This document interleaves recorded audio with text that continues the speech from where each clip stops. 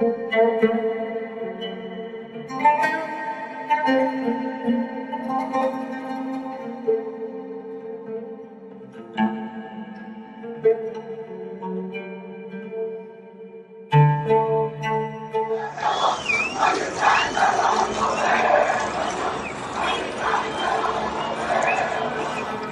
was arrested in July 2012 by the Air Force Intelligence. That was a horrible experience, given the torture, the exercises they have against the detainees and all the people who happen to be there. My name is Ayman Akkad, 29 years old, from Aleppo, Syria. I was kept in a room that's approximately 10 square meters with 120 people in horrible conditions. One story that stuck in my mind out of there is a guy who was tortured for 16 hours. His body was thrown into the cell with open wounds, almost dead, barely survived that. We had to take care of him. I have first aid kind of background. Started cleaning his wounds, struggling to keep him cautious with us, talking to us early. In around 12 hours, he passed out. So we started yelling at the guards, knocking the door and yelling, all of us.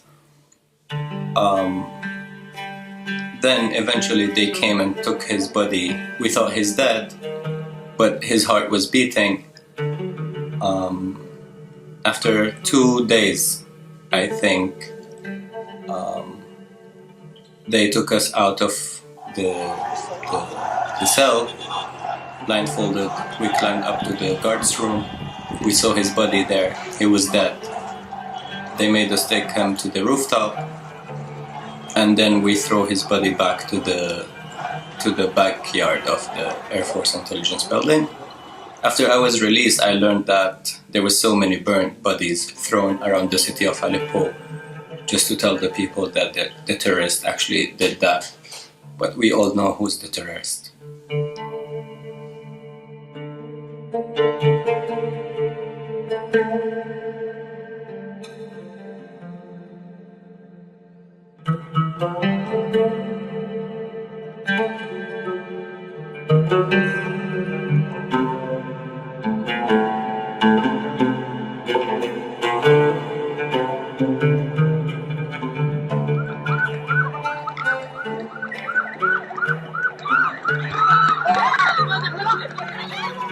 لما تم اعتقالي من كليتي أخذوني من جوا الكلية، وكان طبيعي جدا، بس أنا ما كنت بعرف إنه مهيئين نص قوات السورية مشان تعتقلني أنا. لا. أنا اسمي علاء، صبية سورية، كنت أدرس طب سنة ثالثة. اعتقلوني بالفصل الثاني. قبل ما يعتقلوني كانوا معتقلين حوالي 29 شاب طالب طب، كانوا من دفعتي من نفس المدينة. تم اعتقالهم بس لأنه طلاب طب، بس ولا مرة تخيلت وخطر لي إنه أنا بس بسمع شو عم بصير جوا، إنه بسمع إنه في ضرب، في تعذيب، بس ولا ما اللي ما بشوف ما بيعرف شو عم بصير جوا. بعدين لما دخلت كان في ناس، يعني أول ما فتت أخذوني على شيء اسمه شيء خاص بطلاب الجامعة، شيء إنه بس نحن كان كتير كبير، إنه نص طلاب الجامعات كانوا جوا. فلما دخلت بعدين نزلوني على محل أبو كتير، هم بلش شوف الوجه الآخر من الأمن، من شيء تاني اسمه أمن. هلا هو اسمه أمن بس ما له علاقة بالأمن ولا بالسلام. فلما بتشوف أنت ناس متعلقة بالسماء بس من إيديها، هذا أول مشهد أنا شفته، بس ما كنت عم بسمع وقت الصريخ. بعد غبت عن الوعي. كان المنظر بالنسبة لي لحد بس إنه تشوف الناس معلقة وجسمها أحمر أو جسمها أزرق بالتعذيب، كان هذا لحد كان بخليني أغمى، لأنه المنظر كان كتير بشع. بعدين بتبلش تصير هيدي الشغلات معك ومع غيرك ومع لما بتسمع لما أنت بتتعذب بيكون أهون، لأنه أنت كنت عم تاكل التعذيب كضرب. بس اللي كان يعذبنا أكتر هو الإهانات والحكي البذيء. بيجي واحد بيهينك بيطلع الثاني بيهينك. بس كان وضع البنات كوضع بنات نحن، كان كل فرع اللي دخلت عليه كان فرع الأمن السياسي، فهو كان يقولوا لي إنه أنت دخلت الشيراتون. هلا الشيراتون هو عنا هو فندق مثلا بسوريا، فأنا كنت أقول لهم إنه أنا فعلا بالشيراتون أنتوا عم تمزحوا معي. كان أصعب موقف لما فيق بالليل على صوت الصريخ، تحس جسمك كله عم يرجف، بس يرجف أكتر لما هذا الصريخ ينطفى وتعرف إنه اللي تحت التعذيب مات، ويجي الصوت على أقرب حاوية زبالة. تبلش هون أنت تبكي، يا رب يكون أنا مو هو، لأنه أنا كنت بنت ماني متزوجة، ما عندي أطفال، ما عندي عائلة، عندي أهلي يمكن يزعلوا علي شوي بس يمكن هذا عنده لا. كانوا كل اللي مثلي يفكروا إنه يا ريت نحن اللي مثلنا مو هو، يا ريت هو يطلع يشوف عائلته. بعدين صرت أفكر برفقاتي اللي اعتقلوها، إنه أنا ما اعتقلت معهم بنفس الوقت، بس صرت شوف هن شو عم بيعانوا. ما بدي اشرح اسباب، اذا بدي اشرح اساليب التعذيب يمكن بدي سنتين لقدام لاحكي، لانه كل مره بيبتكروا شيء جديد. اللي بنستغربوا كيف كانوا يقدروا يضحكوا وهن عم بيعذبوا الناس والناس عم تصرخ. غير الحكي تبع المنفردات اللي هي عالم اخر، لما انت بيحكموا على واحد بمنفرده، يمكن هذا الشيء بموت. بتذكر مره انا كنت فيق بالليل على صوت صريخ ولد عم يبكي جوا، بده يطلع، صار له شي 60 يوم يمكن، لا أكل ولا شرب، يعني يا دوب أكل، بيعطوه شي يعيش، بيرفسوا له إياها بإجره. قمة الذل، قمة الإهانة، وبعدين خلص كل شي إنه الولد بينطفى من البكي وبينام، بينطفى من الوجع وبينام، لأنه هو بفيق من الصبح يعني الساعة 6 بضل مشبوح للساعة 3 بالليل عم يضل بالتعذيب وإهانة. أنا ما كنت أتوقع إنه أنا رح أطلع، وببالي إنه أنا بس طلعت خلص هذا العذاب رح يروح، رح أنسى. بس أي حدا أي معتقل وقت بيطلع كل هدول الشغلات بتضلوا براسه.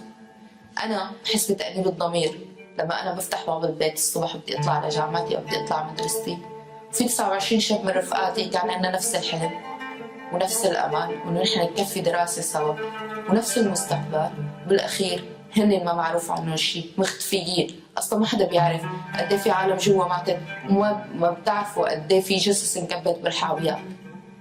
وأنا حالياً ما بعرف مصيره. كل يوم الصبح عندي غصة إنه أنا طالعة على دراستي وهن لا.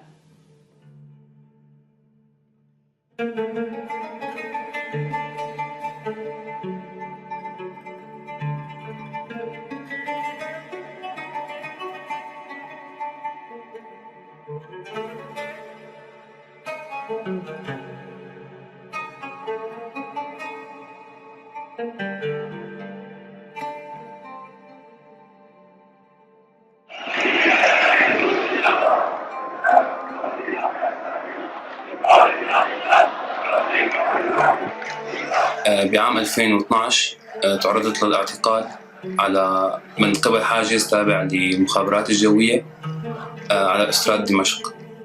أنا اسمي عمر الخاني من مواليد دمشق 1982. الحاجز وقف الميكرو اللي كنا راكبين فيه وطلب الهويات، وآخر شيء أخذ الهويات كلها، أخذ الشباب كلهم اللي من منطقة الآبون. ما كان في أي تهمة غير فقط إنه إحنا منتمين لمنطقة ضد النظام. تم اعتقالنا لمدة 4 أشهر بفرع المخابرات الجوية بحرستا للضغط على الأهالي من أجل إيقاف التظاهر. بعد نهاية ال4 أشهر جبرونا على توقيع وراء إنه نحن فتنا باليوم الماضي قبل إطلاق سراحنا بيوم، وتم توقيعنا على اعترافات إنه نحن ما تعرضنا لأي تعذيب. بالفرع كنت موجود مع 80 شخص تقريبا بغرفة مساحتها 9 أمتار. كان يتحتم علينا إنه ننام وناكل ونعقد ونفيق على التراتب. كنت أنا مضطر إنه أقسم وجبة نهاري مع جردون، لأنه كان المكان اللي أنا بقعد فيه قريب من التواليتات. بكل يوم كنت مضطر أقسم للجردون نص الأكل تبعي مشان يشبع هو وما يكون عليه خطر منه. هي القصة وكتير قصص عم يعانوا منها مسجونين بمئات الألوف لهي اللحظة موجودين بمعتقلات الأسد. الضغط ممكن يخلي هدول المسجونين يطلعوا من هي السجون.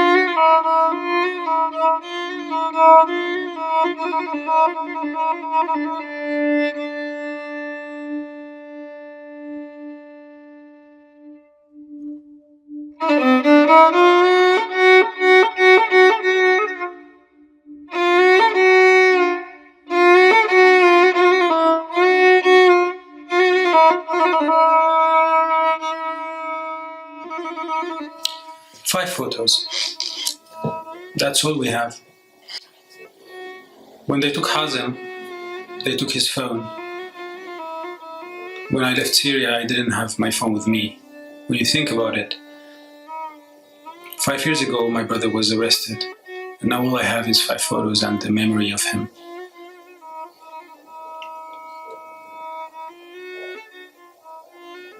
My mom has been calling me every day in the past 5 years, asking me why did this happen to us. And that my brother didn't do anything, and I told her maybe because he didn't do anything, they took him. Just 1 month ago we learned, by accident, by chance, that my brother was executed by the regime 3 years ago. My brother was executed 3 years ago, but he was alive, like to us, 3 months ago. This is what happens. When someone gets arrested, all his family falls in the same prison with him. My mother was detained for the past 5 years. So was I. So was my brother. They arrest our memories. They target us with uncertainty. They humiliate us with uncertainty. They weaken us with uncertainty. Hazem is in a better place now. But there's a lot of people like Hazem that you can save. So please stand with them.